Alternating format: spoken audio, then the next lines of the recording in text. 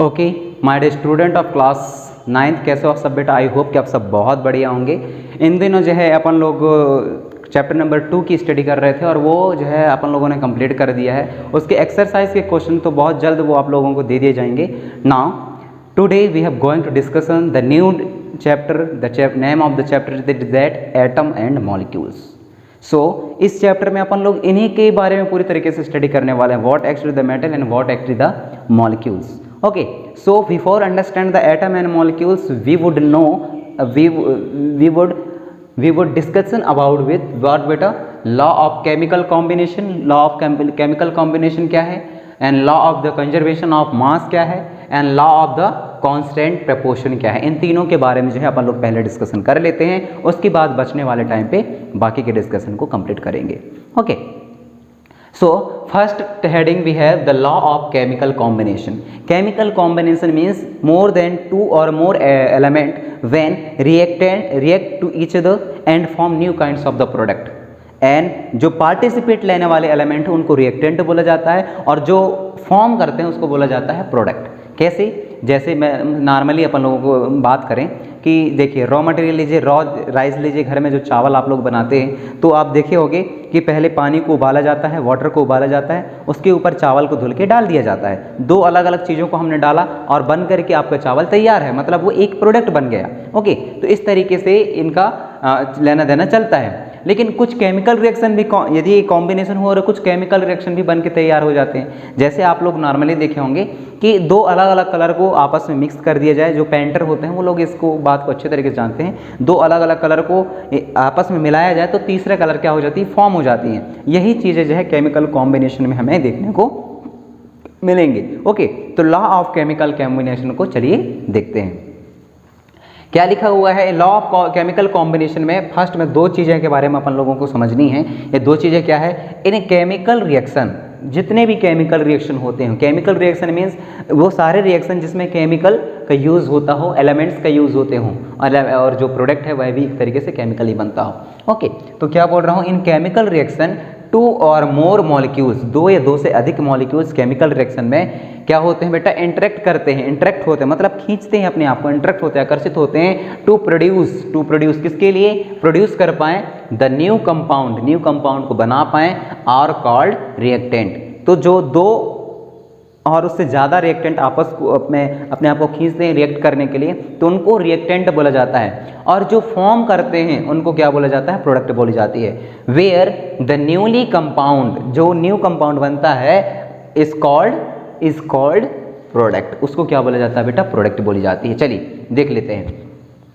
Such as to reactant जो है participate करेंगे इस तरीके से, रिएक्टेंट प्लस रिएक्टेंट, और ये क्या फॉर्म करेंगे? प्रोडक्ट को फॉर्म करेंगे। ओके, किस तरीके से प्रोडक्ट को फॉर्म करेंगे? तो एक एग्जांपल मैं यहाँ लिख दे रहा हूँ, दूसरा एग्जांपल मैं ये वाले स्पेस पे लिख दूंगा। ठीक है, जैसे समझ लीजिए आप लोगों को कार्बन जो है रिएक्ट करता है किसके साथ में बेटा? O2 के साथ में। यदि कार्बन जो है रिएक्ट करता है ऑक्सीजन के साथ में तो ये क्या फॉर्म करेगा? ये फॉर्म करेगा CO2। ये नॉर्मल टाइप से मैंने एक रिएक्शन ले लिया यहाँ पे। Carbon react with the oxygen and it's form carbon dioxide, अलग हो गई। देखिए किस तरीके से, तो यहाँ कार्बन भी रिएक्टेंट है और ऑक्सीजन भी रिएक्टेंट है, लेकिन यदि मैं बात करूँ कार्बन डाइऑक्साइड की तो ये it is not a reactant, it is a what बेटा? प्रोडक्ट। तो ओके, तो यही बात जो है लॉ ऑफ केमिकल कॉम्बिनेशन बताती है। दूसरा मैं एग्जांपल लेता हूँ कि जब कोई एसिड जैसे कि HCl रिएक्ट करता है किसके साथ में बेटा? कोई एसिड जो है जब किसी मेटल के साथ में रिएक्ट करता है तो ये क्या फॉर्म करता है? ये फॉर्म करेगा MgCl2 plus hydrogen gas. Okay, hydrogen gas. तो एक तरीके के ये भी क्या है? एक तरीके का ये भी क्या है? ये और ये इसकी रिएक्टेंट कहलाए जो इसमें पार्टिसिपेशन ले रहे हैं रिएक्शन में, और ये इसके क्या कहलाए? प्रोडक्ट कहलाए। मेरे ख्याल से यहाँ तक आप लोगों को कोई दिक्कत नहीं गई होगी।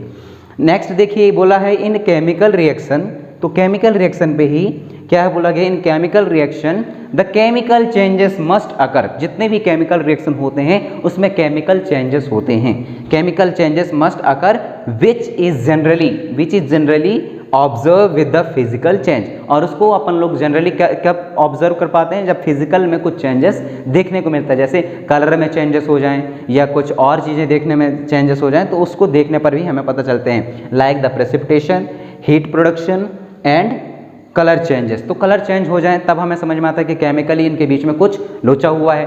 दूसरा प्रेसिपिटेशन रिएक्शन हो जाए, जैसे कि ऊपर से एक बीकर लीजिए, बीकर में पानी भरा हुआ, ऊपर से सैंड पार्टिकल डाल दीजिए, जो सैंड पार्टिकल है वो सेटल डाउन हो जाते हैं, हमें दिखाई देता है। सस्पेंशन प्रोसेस भी ऐसे ही है, उसके ऊपर कुछ डाला जाए तो वो चारों साइड सोल्यूशन के चारों साइड बिखर जाते हैं, तो सस्पेंशन कहलाती है, आप लोगों को पता है। हीट प्रोडक्शन, जैसे चूना को पानी में डाला जाए तो वहाँ से क्या होती है, बुदबुदे उठते हैं, और जो आपका सोल्यूशन है चूने और पानी का, वह क्या होने लगती है, हीट जनरेट करने लगती है, हीट प्रोडक्शन होने लगता है। बात करें कलर की, तो दो अलग अलग चीज़ों को यदि मिला दिया जाए तो कलर भी क्या होने लगती है बेटा, प्रोड्यूस होने लगती है, कलर में भी चेंजेस आने लगते हैं। ओके, तो मैंने 2-3 एग्जाम्पल यहाँ आप लोगों को बताया, जैसे प्रेसिपिटेशन का रिएक्शन, प्रेसिपिटेशन में क्या होते हैं, देन हीट प्रोडक्शन किस तरीके से होता है, और तीसरा कलर चेंजेस किस तरीके से आप लोगों को दिखाई देती हैं। मेरे ख्याल से ये जो है लॉ ऑफ केमिकल कॉम्बिनेशन आप लोगों को बहुत आसान तौर पर समझ में आया होगा, और लॉ ऑफ केमिकल कॉम्बिनेशन को समझने के लिए ये बहुत ज़रूरी है कि आप इन चीज़ों को समझें, इन चीज़ों को लिखें, और क्योंकि जो आगे की आपकी जो कैलकुलेशन होंगे वो सब इस बेसिस पर होंगे, जैसे carbon react with the oxygen and it form carbon dioxide, then to HCl hydrochloric acid react with the active metals like a magnesium and it's form the salt and hydrogen. Salt and hydrogen means MgCl2 means magnesium chloride and hydrogen gas.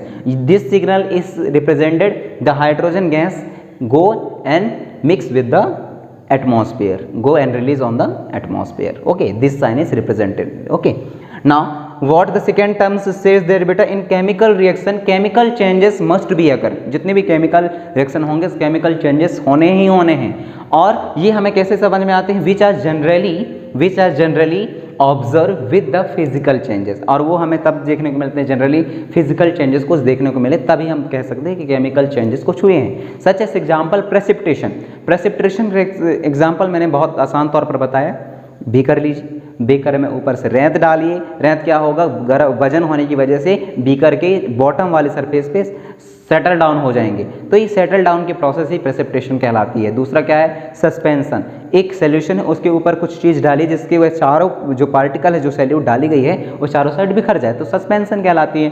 तीसरा है heat production. Heat production कैसे होता है, जब चूने को आप पानी में डालते हो तो क्या होती है बेटा, हीट जनरेट होने लगती है और आपको जो चूने का पानी हुआ है वो उबलने लगता है, बॉयल होने लगती है।